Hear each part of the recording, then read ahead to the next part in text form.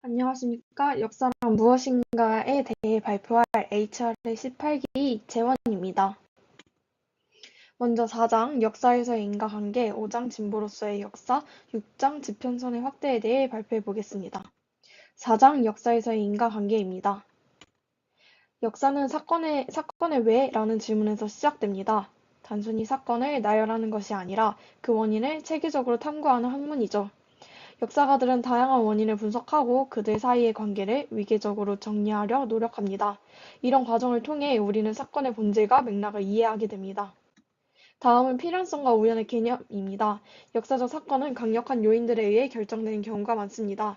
이를 필연성이라고 하죠.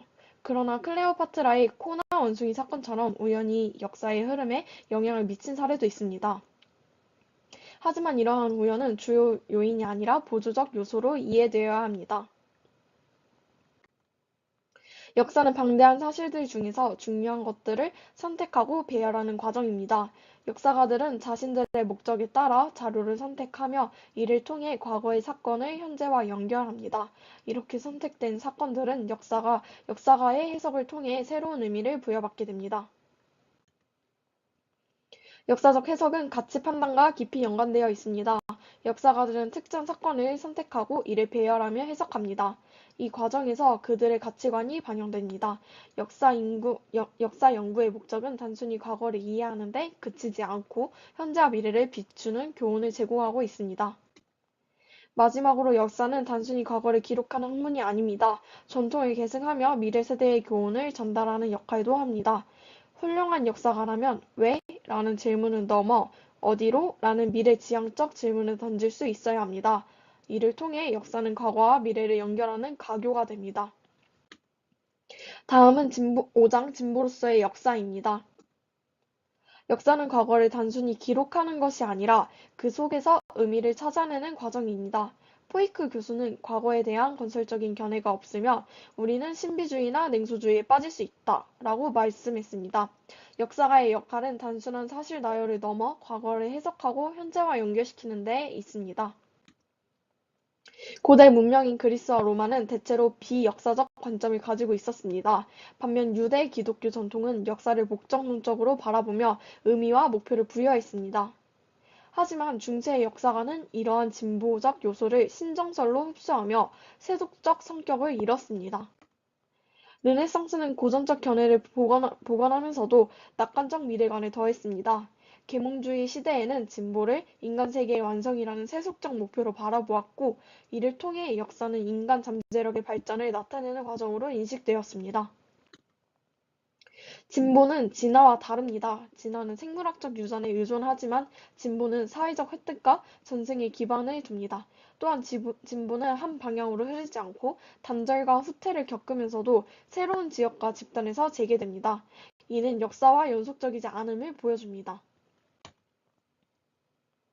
역사는 객관성과 주관성이 혼재된 학문입니다. 과거를 단순히 바라보는 것이 아니라 현재와 미래의 맥락 속에서 해석되어야 합니다. 진보는 과거의 해석을 통해 현재를 조망하고 미래를 형성하는 과정을 의미합니다. 역사의 의미는 과거와 미래의 대화 속에서 탄생합니다.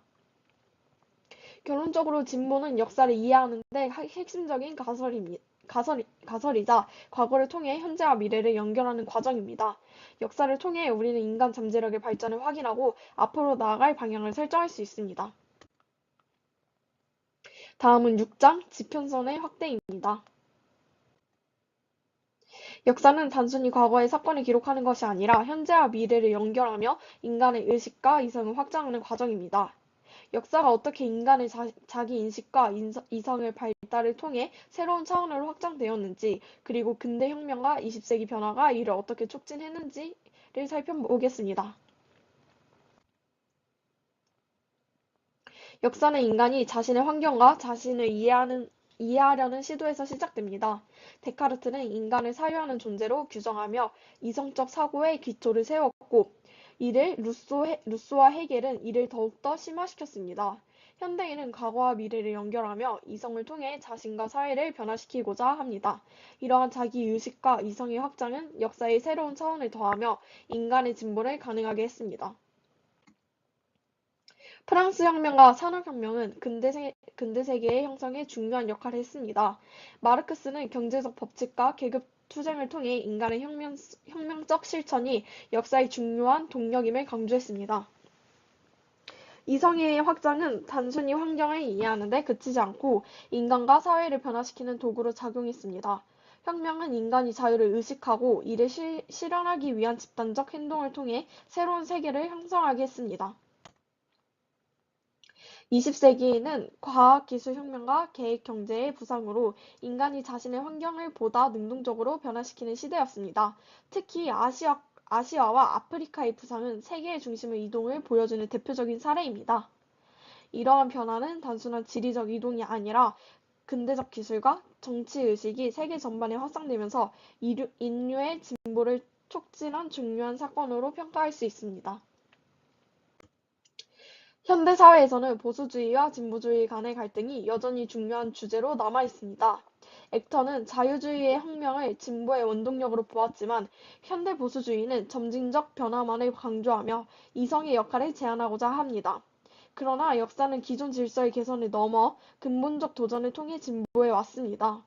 우리는 이성의 확장을 통해 변화와 혁신을 긍정적으로 수용할 필요가 있습니다. 그래도 그것은 움직인다. 갈릴레오의 이 말은 변화와 혁신의 중요성을 잘 보여줍니다. 역사는 끊임없이 움직이며 새로운 가능성을 열어줍니다. 현대 사회의 도전은 이성을 통해 이를 해결하고 진보를 만들어갈 기회로 삼아야 합니다. 다음과 같이 발표 들어주셔서 감사합니다.